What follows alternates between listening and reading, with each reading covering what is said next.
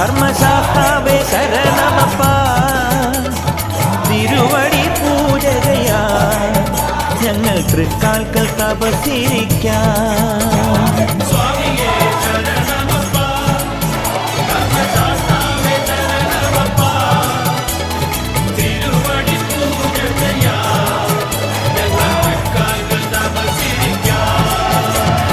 തൂമുകിൽ തുടി മുഴങ്ങും നിന്റെ പൂങ്കാവനത്തിനരികിൽ വിരിവെച്ചു കാത്തിരിക്കാം നിന്റെ വിളക്കോളി കണി കാണുവാൻ.